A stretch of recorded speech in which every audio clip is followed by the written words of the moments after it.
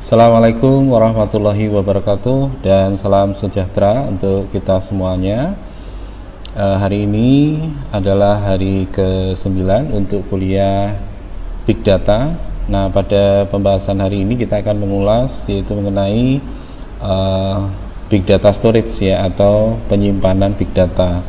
Nah, untuk itu silahkan bisa bergabung ke Siakak, dan yang offline bisa mengikuti perkuliahan di cabang masing-masing ya.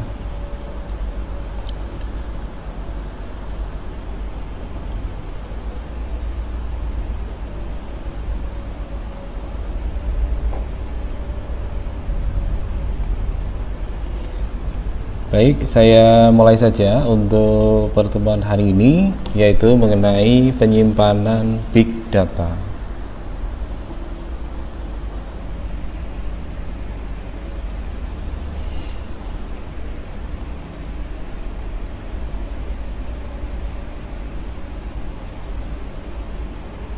Nah, jadi penyimpanan Big Data itu apa? Penyimpanan Big Data ini nanti akan berfungsi ya untuk melakukan proses dari penyimpanan itu sendiri dan pengambilan data dalam jumlah yang besar secara efisien di seluruh klaster komputer terdistribusi.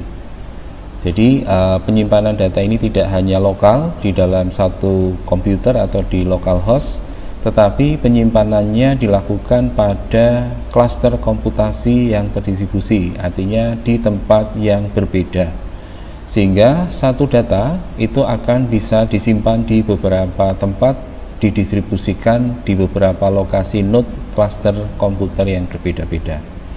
Nah, itu perbedaannya dengan kalau kita menggunakan database ya. Jika database atau data warehouse itu biasanya hanya lokal pada perusahaan, di mana dia disimpan di server database di perusahaan tersebut. Nah, namun untuk Big Data ini bisa disimpan di beberapa lokasi perusahaan yang berbeda ya, atau di beberapa lokasi server yang berbeda.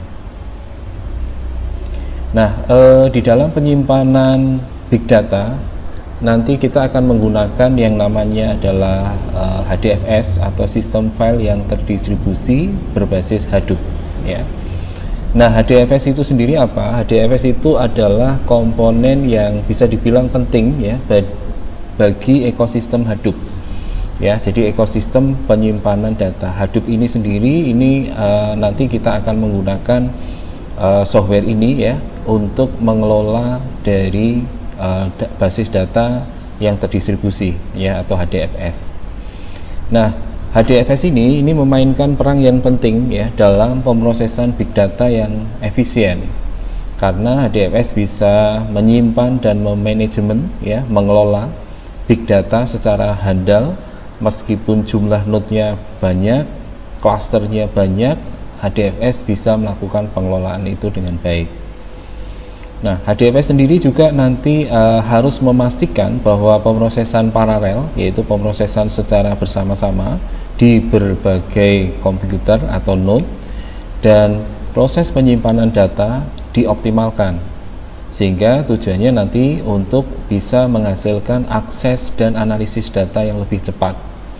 Nah, jadi kehadiran dari HDFS ini adalah untuk mempercepat akses dan analisis data, mengingat big data jumlahnya sangat besar, volumenya, kemudian dia berada di berbagai lokasi yang berbeda secara terdistribusi, dan ada replikasi dari setiap data itu di node-node tertentu yang sudah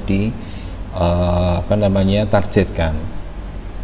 Nah, di dalam pemrosesan big data, HDFS ini bisa dibilang unggul ya dalam menyediakan penyimpanan yang toleran terhadap kesalahan, karena HDFS ini akan melakukan penyimpanan dengan cara melakukan replikasi data ya. Jadi penyimpanannya tidak di satu komputer saja, tidak di satu rak saja atau di satu hard disk saja, tetapi bisa disimpan di berbagai lokasi yang berbeda, bahkan bisa direplikasi lebih dari dua penyimpanan, dengan tujuan supaya mendukung fault toleran ya, toleran terhadap kesalahan yang terjadi. Misalnya harddisknya rusak, atau komputer servernya berhenti ya, hang, atau komputer servernya tidak beroperasi, maka data itu masih bisa diakses di lokasi yang lain. Nah, HDFS ini akan terintegrasi secara baik ya dengan pemrosesan big data yang terkemuka, di mana nanti HDFS ini akan berkorelasi dengan beberapa software seperti Apache Spark, kemudian Hive, Pig, dan Flink ya, sehingga memungkinkan nanti pemrosesan datanya bisa diskalakan. Nah, HDFS ini seperti halnya DBMS gitu ya.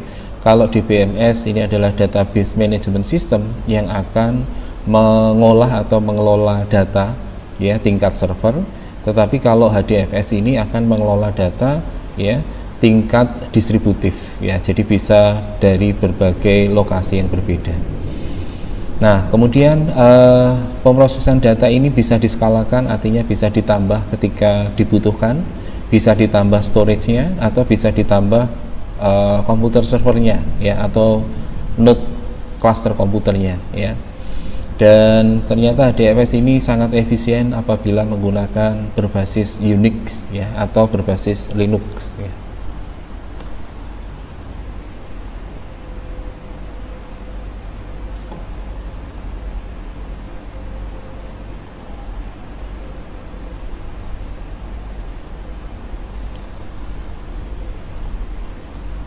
Ya, kemudian di dalam HDFS nanti kita akan mengenal yaitu ETL.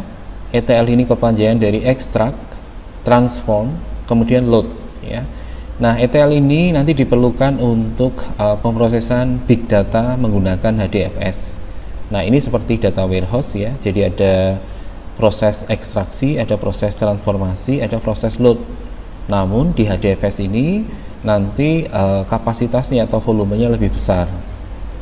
Nah, ETL ini nanti tujuannya adalah untuk menyederhanakan proses ekstraksi data. Ekstraksi data itu artinya dari kumpulan data yang besar itu dipilih mana yang akan dibutuhkan untuk diakses. Ya, itu dipilih field-fieldnya, atau dipilih dokumen-dokumennya, atau dipilih file-filenya tertentu yang ada di big data itu.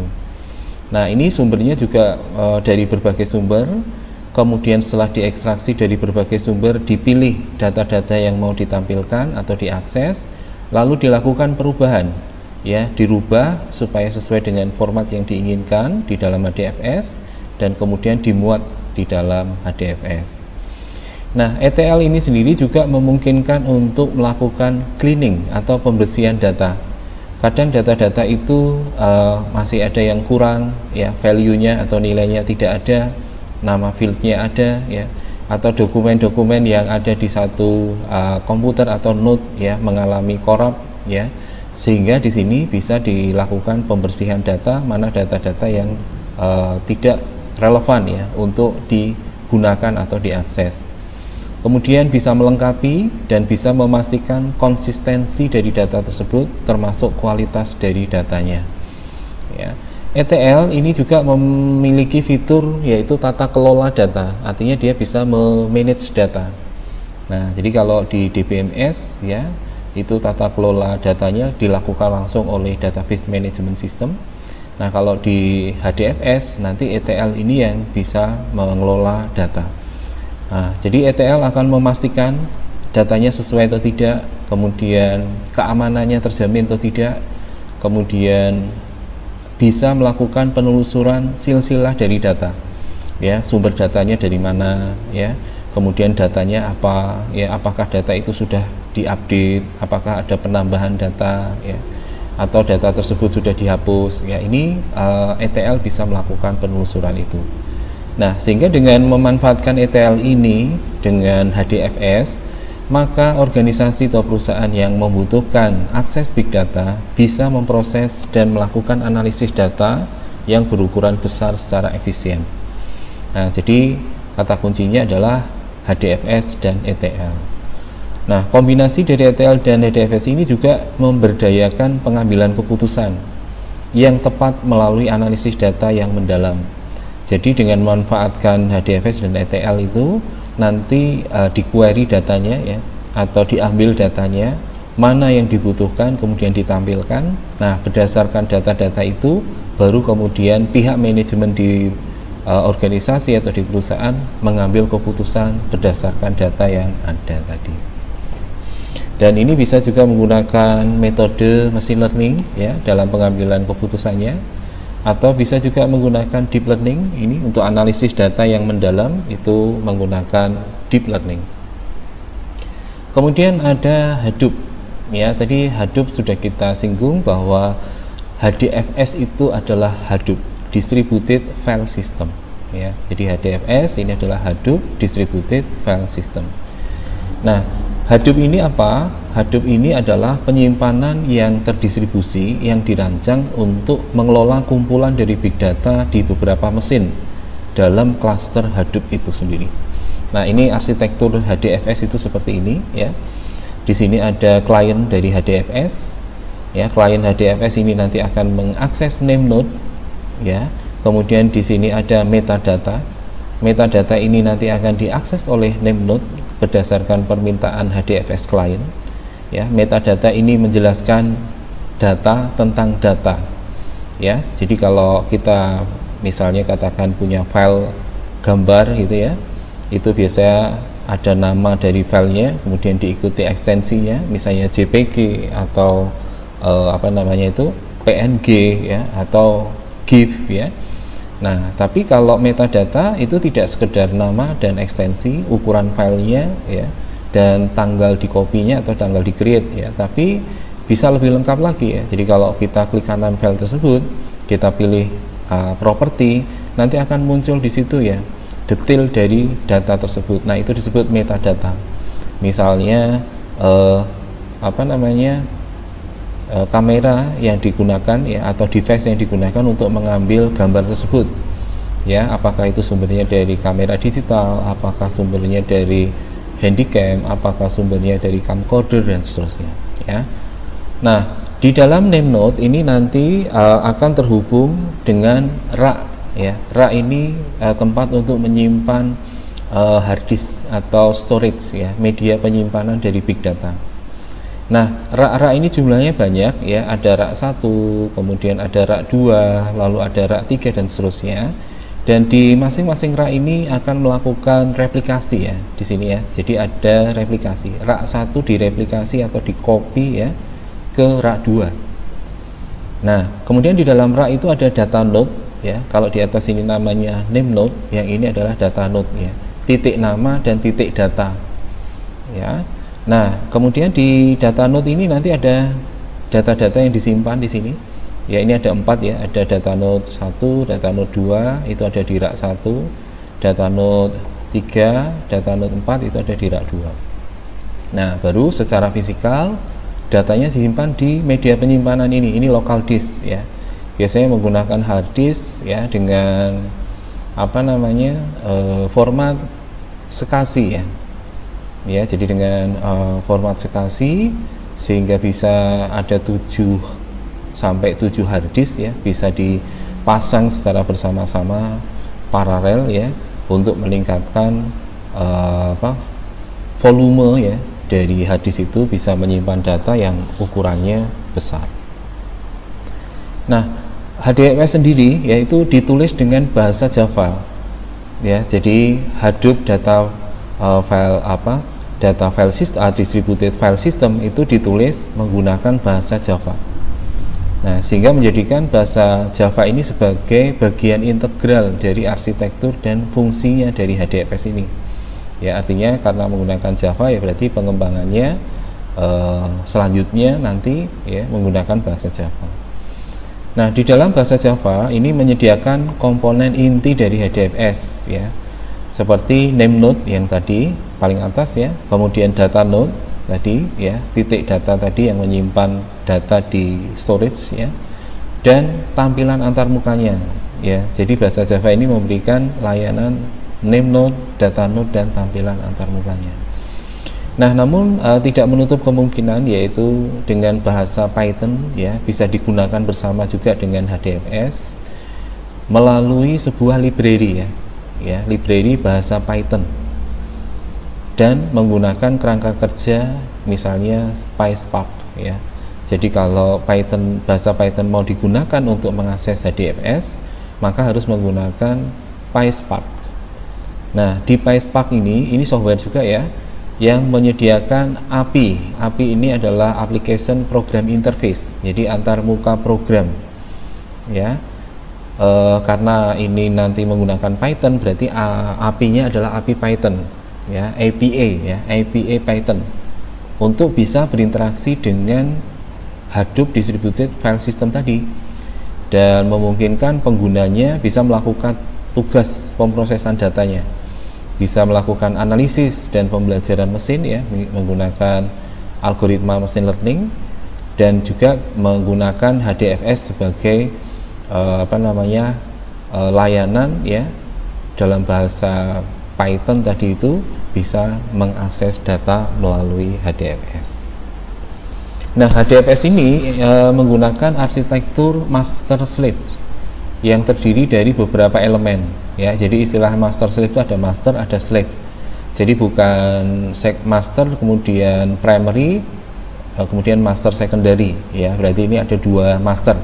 Tapi kalau master slave itu hanya ada satu, yang satu menjadi masternya, yang satu menjadi slave-nya ya. Jadi dipasang kabelnya itu secara paralel.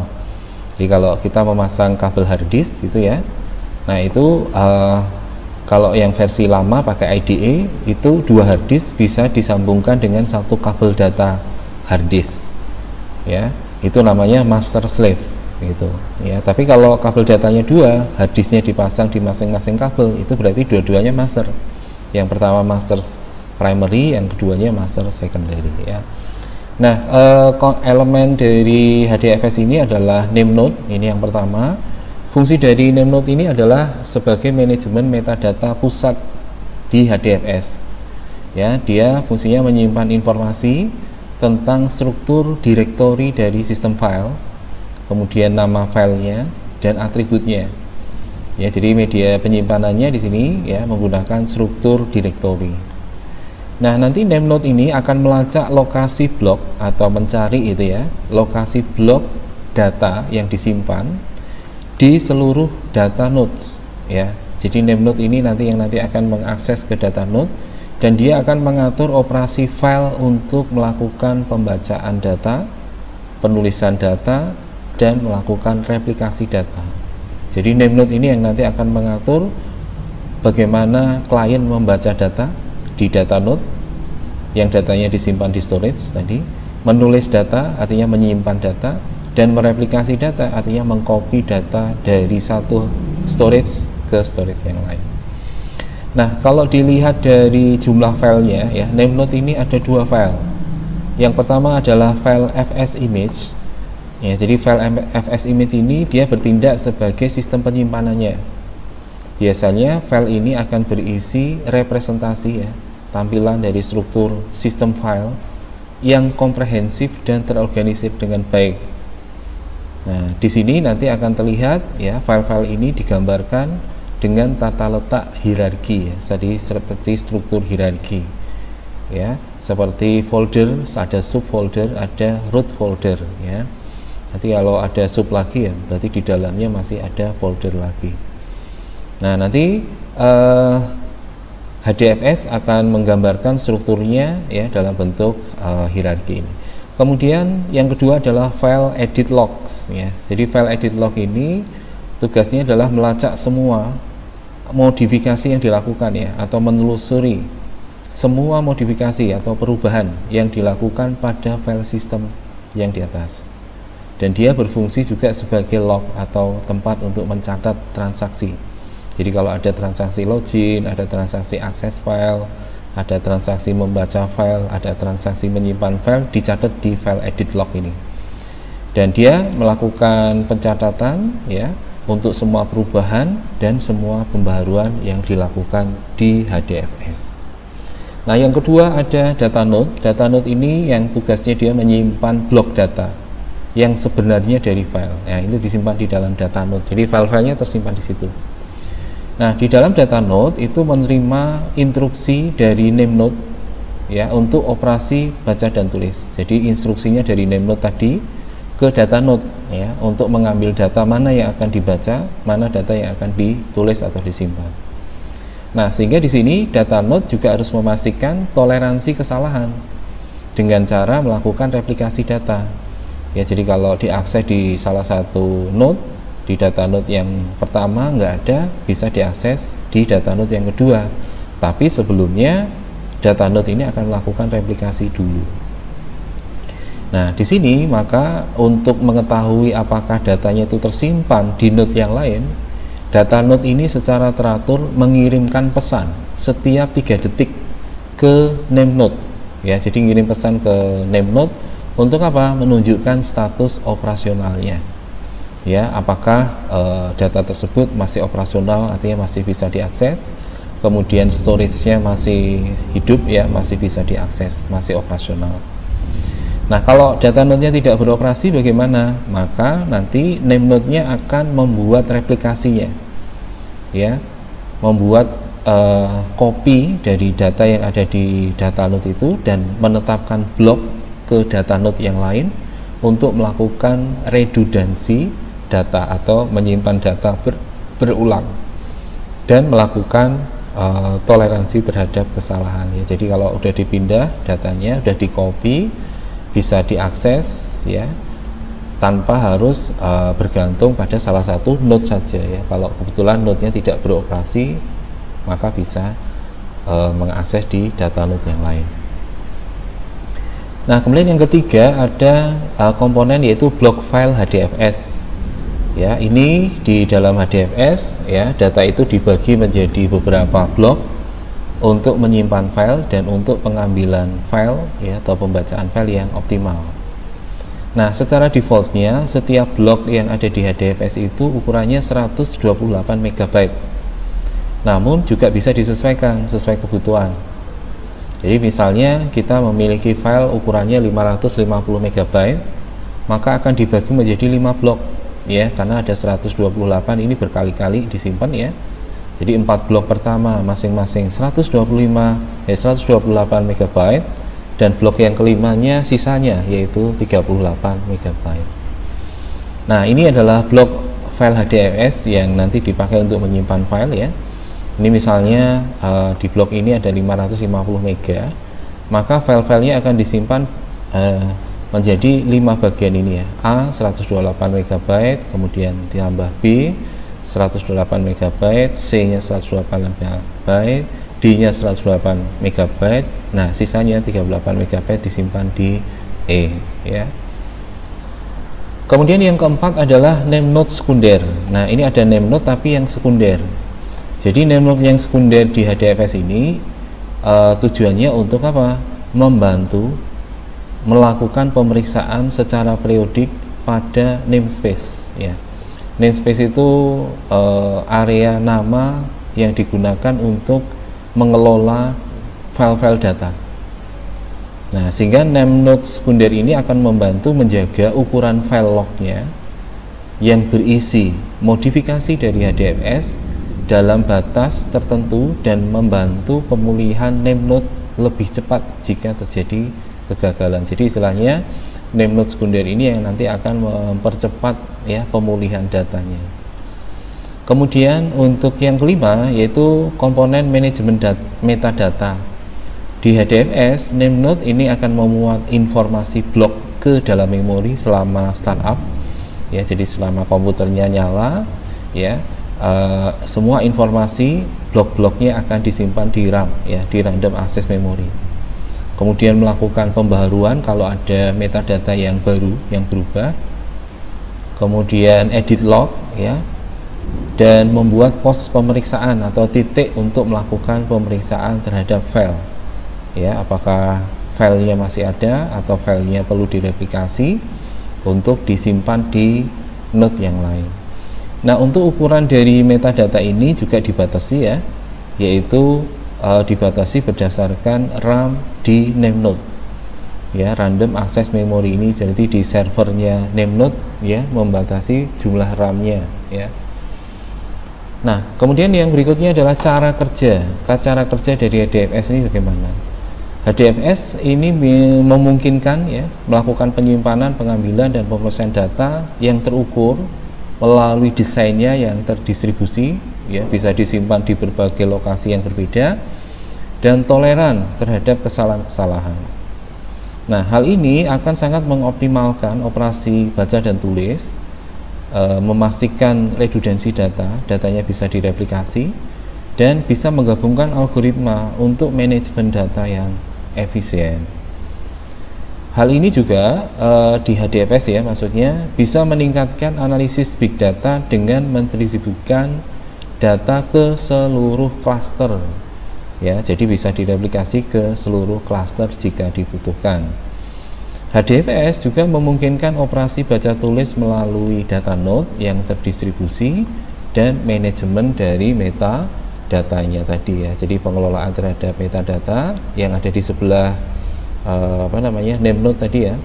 Nah, itu semua metadata itu bisa dibaca oleh name node, kemudian name node bisa menghubungi data node terhubung ke storage atau penyimpanan datanya.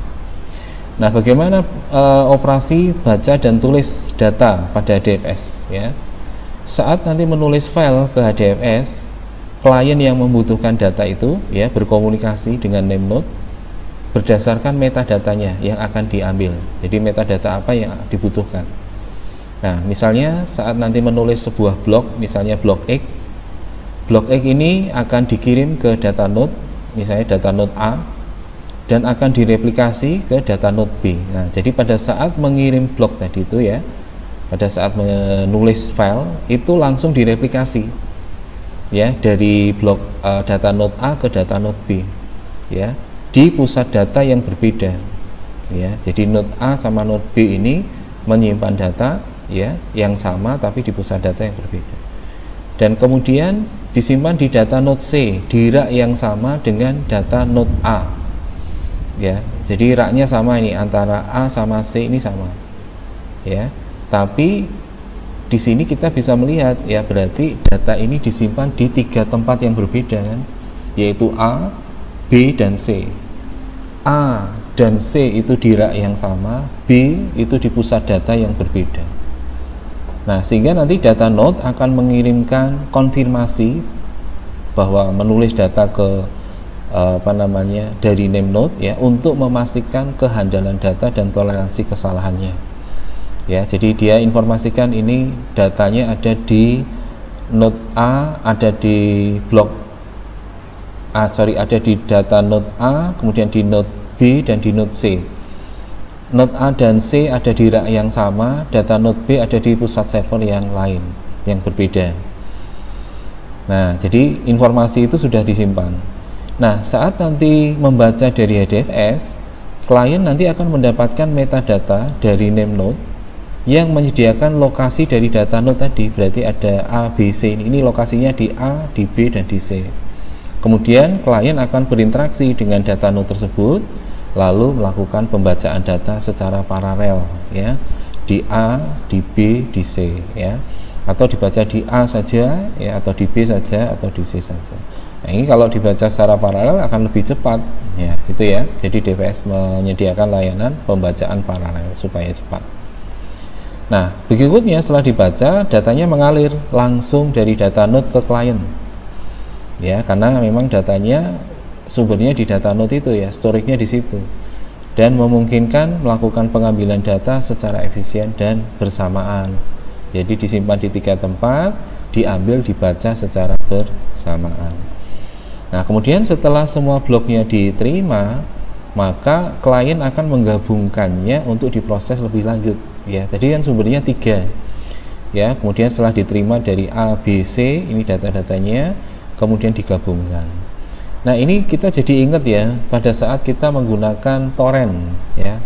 Mungkin Anda yang sudah pernah menggunakan torrent, download torrent itu sumbernya sudah dibagi menjadi atau didistribusi menjadi beberapa blok, sehingga kita tidak membaca di satu blok saja gitu ya. Mungkin sudah dibagi torrent itu ke katakan 5 server atau di 10 server. Nah, nanti secara paralel kita akan membaca 5 atau 10 server tadi secara bersamaan ketika sudah sampai selesai di download, maka kita akan menyatukan atau menggabungkan file tadi ya. Nah, kemudian fungsi dari NameNode yang kedua ya, dia punya peran penting yaitu melakukan manajemen ruang nama dari sistem file. Nah, jadi dia mengelola nama dari ruangnya atau direktorinya gitu, atau foldernya. Ini disimpan di ruang ini ya. Data ini disimpan di ruang ini gitu ya. Nah, sehingga NameNode akan memelihara ruang dari nama sistem filenya, dan dia juga akan menyimpan metadata di direktori ya. Dengan cara dia akan melacak atau menelusuri atribut ya dari file tersebut. Misalnya file itu boleh diakses tidak. Nah, ini ada izin filenya. Kemudian ada timestamp. Timestamp itu kapan file itu dibuat. Ya, kemudian kalau diakses, kapan file itu diakses. Kemudian kalau dimodifikasi, terakhir dimodifikasi kapan, itu namanya timestamp. Ya, dan termasuk juga lokasi bloknya, di blok mana. Kemudian di NameNode juga memiliki peran yang kedua yaitu manajemen blok, di mana NameNode ini akan mengelola pemetaan file ke blok data. Ya, jadi file ini di blok ini, file ini ada di blok ini. Dengan cara bagaimana? Melacak data node mana yang menyimpan blok data dan memastikan kehandalan data melalui replikasinya. Nah, kemudian berikutnya adalah koordinasi klien. Nah, ini penting ya. Jadi klien-klien yang mengakses di data node itu dikelola oleh NameNode. Ya, harus dikoordinasikan karena kliennya tidak hanya satu.